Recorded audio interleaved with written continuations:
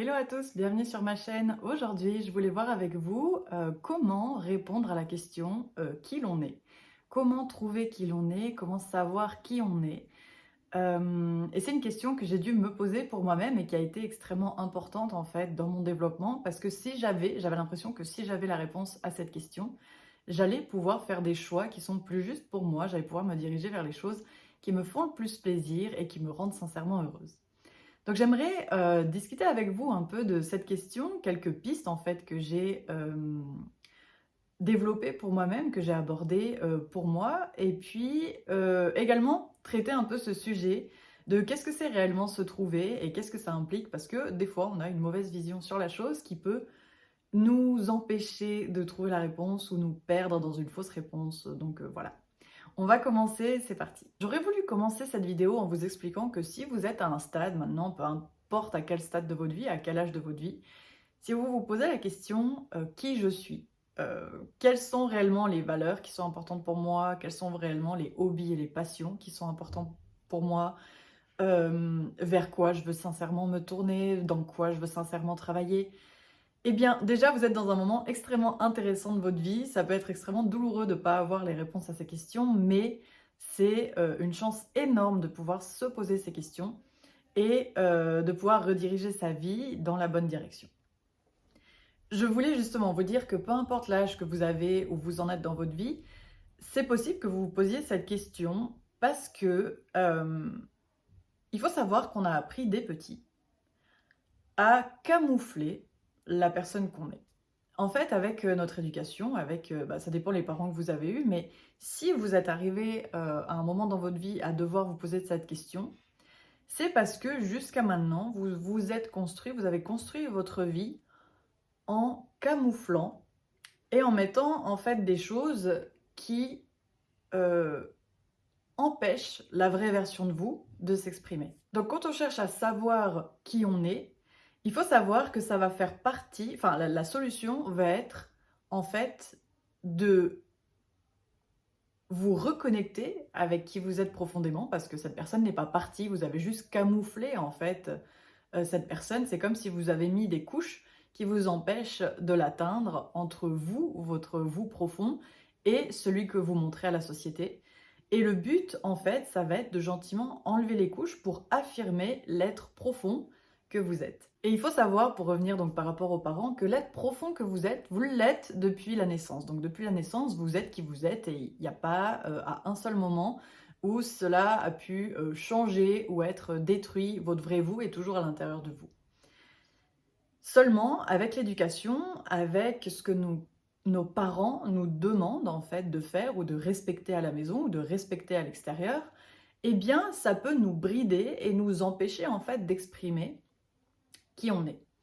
Il faut savoir que, imaginons, peut-être petit, vous vouliez une glace parce que c'était qui vous étiez à ce moment-là, il faisait chaud, c'était l'été, vous avez fait des courses avec votre maman, etc.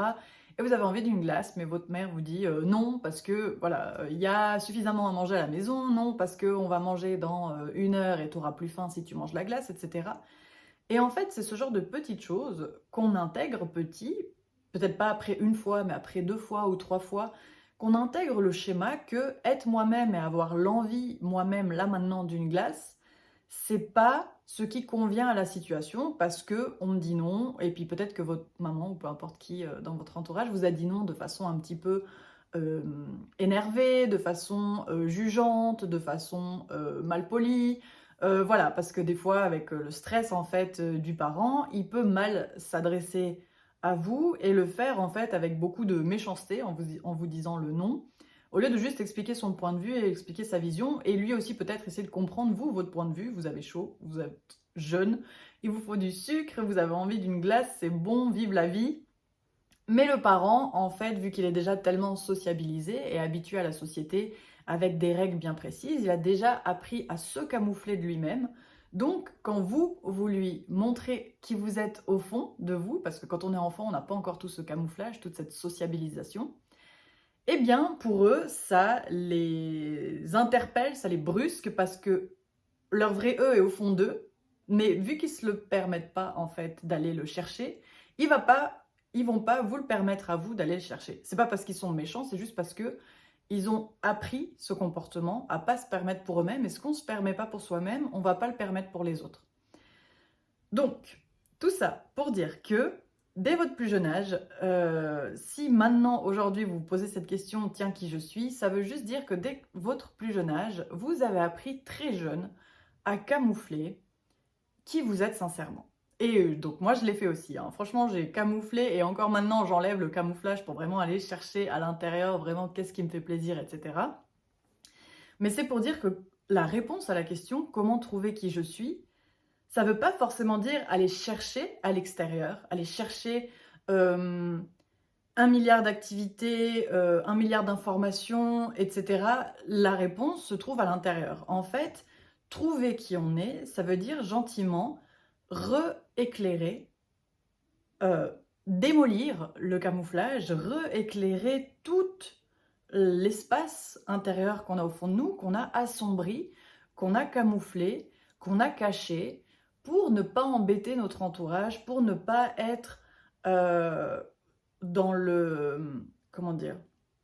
Pour ne pas pousser notre entourage à devoir nous dire non, à devoir être énervé contre nous, et cetera. Ça a été en fait, tout ce camouflage et cet assombrissement de notre personne a été une façon en fait pour nous de pas être, voilà, un poids, un boulet ou un dérangement, quelque chose qui dérange, l'environnement, la société qu'on avait autour de nous plus jeunes. Et on a développé en fait cette façon de faire parce que les réactions des gens autour de nous, à notre être intérieur, à celui qu'on était, à celle ou celui qu'on était sincèrement, les réactions autour de nous ont été en fait négatives, peut-être dans la peur, dans le trauma, dans l'énervement, dans la critique, dans le jugement de qui on est, dans la critique de qui on est, dans la peur de qui on est, quand on est là: «Non mais venez, on va faire ça. Non, c'est pas possible, on n'a pas le droit, nanana», enfin voilà. Tout ça, toutes ces réactions qu'on a eues ont fait qu'on s'est de plus en plus caché parce qu'on a eu l'impression, nous a donné l'impression qu'on allait être, heu, un poids, un danger, un un élément trigger, en fait, de notre, environnement et de notre entourage. Vu qu'en tant qu'être humain, on n'aime pas, trigger, en fait, les gens qu'on aime, les gens autour de nous, on va du coup, se camoufler, s'amoindrir pour éviter de trigger ces gens-là. Donc maintenant, en fait, la grande question et la solution pour trouver qui on est, en sachant que on est déjà qui on s'est juste camouflé, ça va être en fait le fait de détruire ce camouflage, de gentiment enlever camouflage par camouflage pour laisser la version de vous s'exprimer et être de plus en plus authentique. Ça veut dire que trouver qui on est, c'est oser s'exprimer, c'est oser exprimer la part profonde de nous.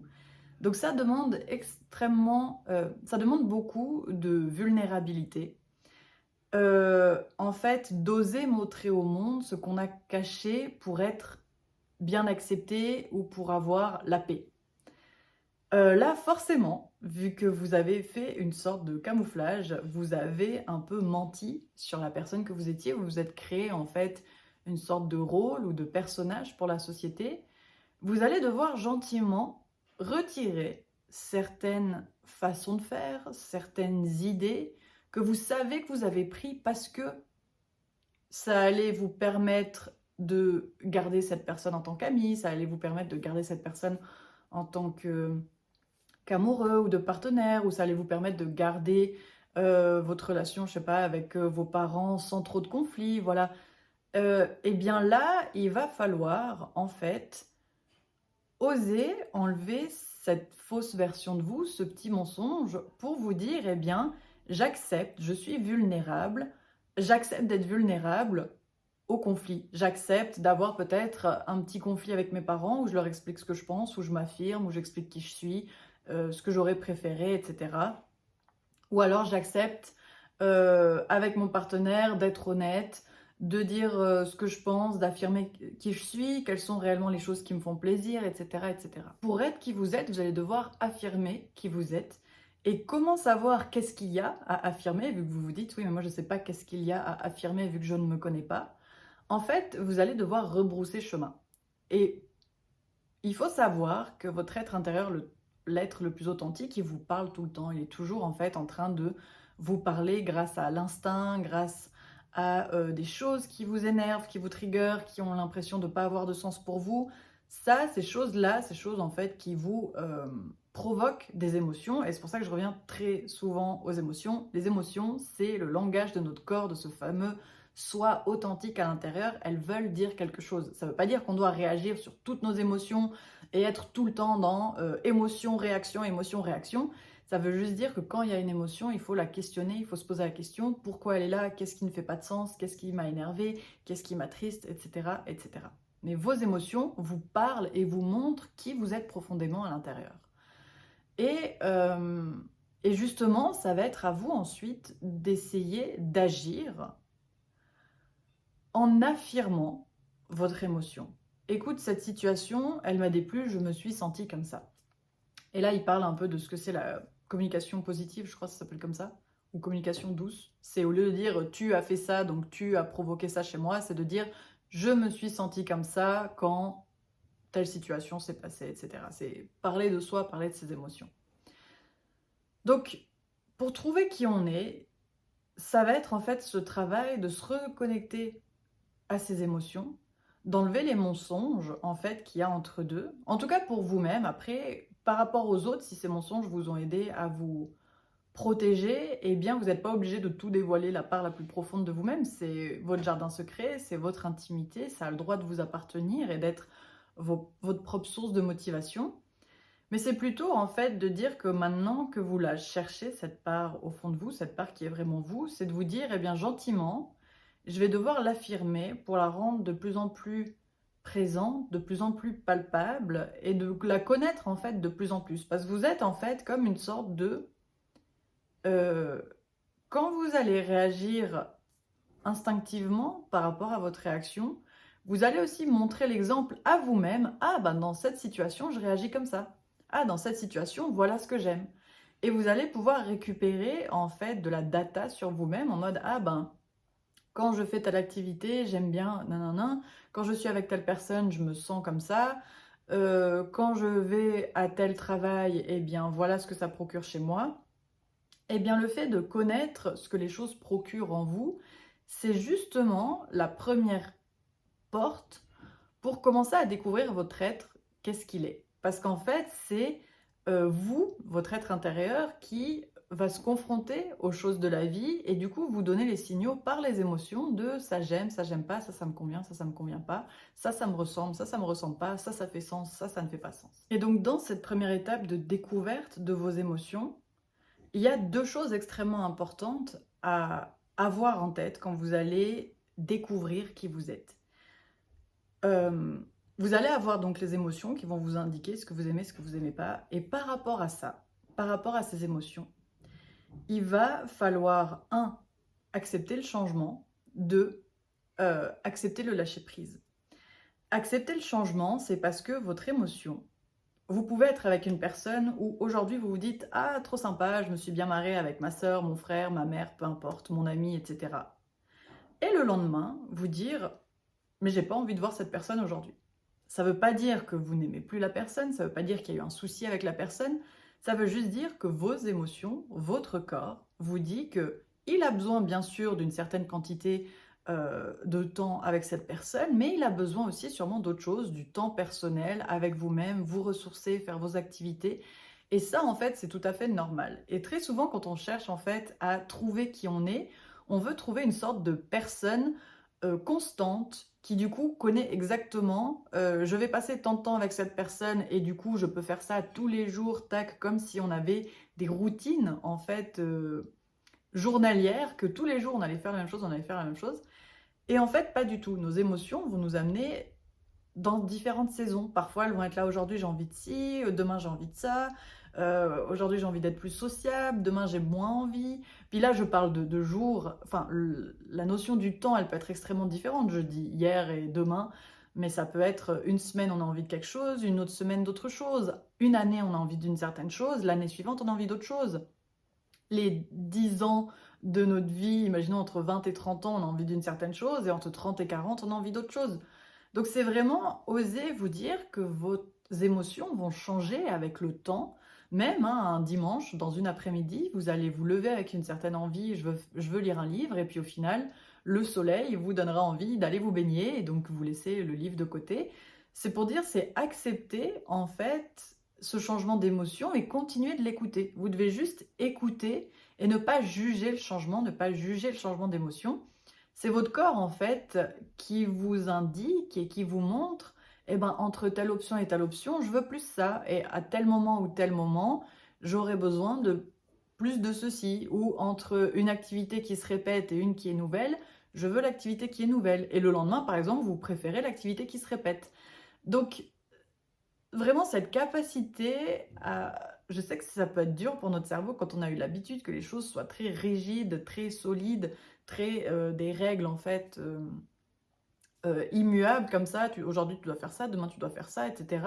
Qui ont été imposées par nos parents, mais nos parents ils les ont imposées parce que pour eux c'était plus simple de pouvoir prédire qu'est-ce qu'on allait faire après parce que la règle leur permettait de prédire nos moindres faits et gestes. Et bien là, dites-vous que vu que vous n'êtes plus un enfant, vous pouvez en fait à nouveau refaire confiance à cette part de vous qui est émotionnelle, qui est instinctive, qui veut vous lancer sur des projets, qui veut les changer, les retravailler, faire une pause, recommencer le lendemain, dans une semaine, dans un mois. C'est se laisser en fait ce courant, ce mouvement de la vie, ces vagues au fond de vous, en vous, et puis ne pas les juger, mais juste les regarder, les écouter et essayer de comprendre du coup qu'est-ce qu'elles indiquent sur vous. Est-ce que vous voulez être très sérieux, moins sérieux, etc. Et la question du lâcher-prise dans tout ça, c'est justement quand vous remarquez, quand vous avez pris conscience que les vagues changent, imaginons euh, un premier jour, vous êtes très motivé par votre projet entrepreneurial ou professionnel, vous faites plein de trucs, les vagues vont vite, tac, tac, tac.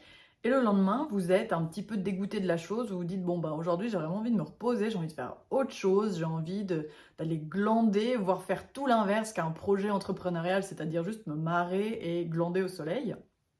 Eh bien, ne pas juger, ne pas vous juger que parce que aujourd'hui vous glandez, ça remet en question le fait que hier, vous avez été productif. Vous vous dites dans votre tête, alors du coup, est-ce que je suis un glandeur ou est-ce que je suis quelqu'un de productif?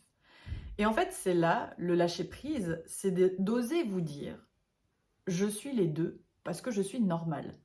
En fait, on ne peut pas correspondre à une seule étiquette. On ne peut pas se dire, je suis quelqu'un qui travaille, donc je vais travailler constamment, tout le temps, tout mon temps va être en fait au travail. Même dans une journée, vous avez vu, il y a des moments on mange, il y a des moments on se lave, il y a des moments on dort, il y a des moments on joue, il y a des moments on travaille.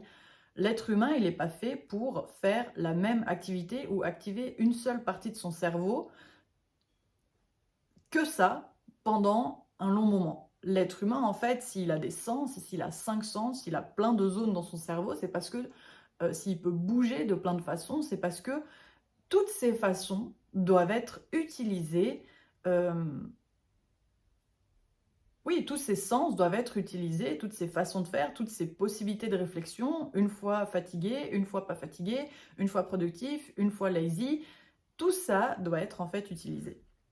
Et le lâcher prise, justement, c'est lâcher prise, lâcher cette emprise qu'on a à devoir penser que l'être humain, il doit être une chose bien précise, en fonction de ce que la société nous a dit ou ce que nos parents nous ont fait comprendre, nous a modelé une sorte de modèle à être, et de vous dire en fait, il n'y a pas un modèle bien précis à être, il y a juste à être moi dans mon instinct, dans cette vie, dans cet instinct de vie, cet instinct un peu plus sauvage ou animal, dans cette part de moi plus mystique ou magique, j'aurais envie de dire, qui est en fait vous, la nature, votre être naturel, qui change et qui a le droit de changer les courants intérieurs qui se passent en lui et de les accueillir, les accepter. Donc cette vidéo, c'est aussi pour vous dire, il n'y a pas de honte à changer d'avis, il n'y a pas de honte à faire une activité la veille et en faire une autre le lendemain. Il n'y a pas de honte à avoir des envies nouvelles ou des envies que les gens critiqueraient, mais que pour vous, ça vous paraît génial.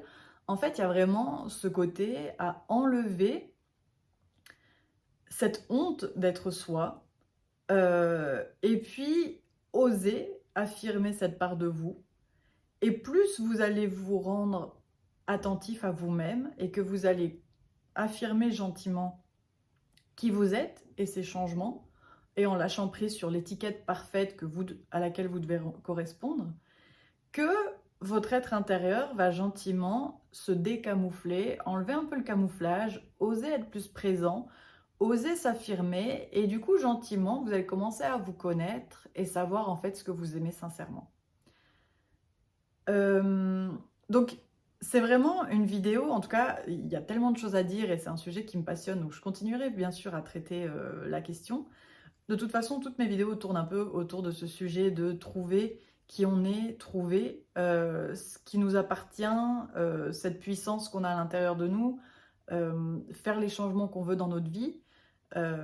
Voilà, mais du coup, c'était surtout une vidéo pour commencer à aborder le sujet, pour commencer à vous expliquer que c'est normal de se poser cette question. On est beaucoup, beaucoup, beaucoup de personnes en fait à se poser cette question et à faire ce chemin en dedans de nous, de décamoufler tout ça, de enlever le mensonge, de enlever le personnage fictif qu'on a créé pour venir découvrir vraiment le personnage profond. Et c'est vraiment dans les choses simples qu'on le découvre, voilà, comme j'ai envie de lire un livre au lieu d'aller marcher en montagne, eh bien je lis le livre, j'ai envie de regarder des animés au lieu d'aller faire du sport, eh bien je regarde des animés. C'est vraiment se laisser cette part intérieure, cette vraie envie profonde, s'exprimer, la laisser prendre sa place, l'honorer, et puis une fois que ça c'est fait, ça vous permettra en fait de montrer à la part en dedans de vous qui s'est cachée, qui s'est camouflée parce qu'elle pensait que l'extérieur n'était pas safe pour elle, vu que les gens s'énervaient contre elle. Eh bien ça vous montrera que voilà, vous êtes en train de lui recréer de la sécurité, vous lui montrez que oui c'est safe, si tu veux regarder des animés, eh bien moi je te le permets. Vous faites en fait ce parent qui permet à cet enfant intérieur de dire bah moi oui, moi je te le permets, tu peux regarder des animés, tu peux t'habiller de cette façon, oui tu peux dire ce que tu penses, oui tu peux euh, voyager à tel endroit, etc. Voilà, ça dépend en fait de ce que vous vivez. Mais je vais m'arrêter là aussi parce que j'ai un petit souci de montage. Mes vidéos peuvent pas être trop volumineuses parce que sinon j'arrive pas à avoir une bonne qualité de vidéo quand je les poste. Voilà.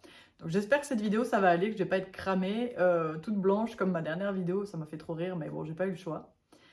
Donc voilà, je vais m'arrêter là, je vous ferai d'autres vidéos. Plein de bisous, courage à vous, et puis vous verrez, c'est génial de découvrir qui on est. Si vous avez besoin un peu plus d'aide, je pense peut-être créer une adresse mail pour peut-être répondre à vos questions plus en détail, ou même pourquoi pas vous proposer un petit appel, un petit coaching si vous avez besoin d'être guidé. Voilà. Je vais voir tout ça. De toute façon, s'il y a le mail, si ça existe, eh bien le mail sera dans la description de cette vidéo. Et en attendant, je vous souhaite plein de réussite pour la suite. Voilà, des bisous. On se voit bientôt, dimanche prochain. Ciao.